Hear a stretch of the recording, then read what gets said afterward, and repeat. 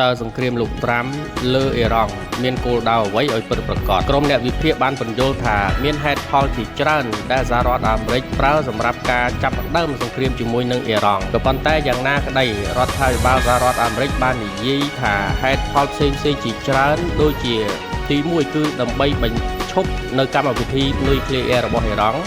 ទី2គឺដើម្បីបង្ការការវាយប្រហារទៅលើសហរដ្ឋអាមេរិកនិងសម្ព័ន្ធមិត្តទី3គឺដើម្បីកាត់បន្ថយអំណាចយោធាអ៊ីរ៉ង់នៅមជ្ឈមបូព៌ាហើយទី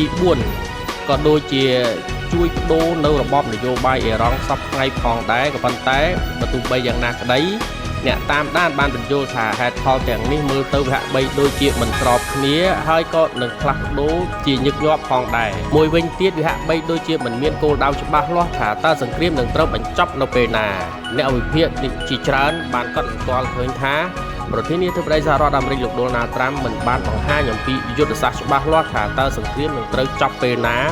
ហើយតើជ័យជំនះមានន័យយ៉ាងដូចម្តេចក៏ប៉ុន្តែយ៉ាងណាក្តីជ័យជំនះយោធាគឺមិនស្មើនឹងជ័យជំនះនយោបាយឡើយអ្នកជំនាញខ្លះយល់ថាសហរដ្ឋអាមេរិកអាចឈ្នះនៅលើទីលានយោធាក៏ប៉ុន្តែនយោបាយនិងភូមិសាស្ត្រនយោបាយអាចបរាជ័យព្រោះមិនមានការគ្រប់គ្រងពេញលេញពីសាធារណជននិងសម្ព័ន្ធមិត្តសង្គ្រាមអាចបង្កបញ្ហាធំសម្រាប់ពិភពលោកដោយសង្គ្រាមនេះបានបង្កឲ្យមានការកើនឡើងនៃតម្លៃប្រេងភាពតានតឹងនៅមជ្ឈមបូព៌ាការចំណាយយោធាខ្ពស់របស់សហរដ្ឋអាមេរិកជាដើមជាការកត់សម្គាល់សង្គ្រាមរវាងសហរដ្ឋអាមេរិកនិងអ៊ីរ៉ង់ដែលមានហេតុផលជាច្រើនត្រូវបានគេបរិយាយខុសៗគ្នាក៏ប៉ុន្តែយ៉ាងណាក្តីគ្មានចម្លើយណាមួយច្បាស់លាស់ជាមួយទេថា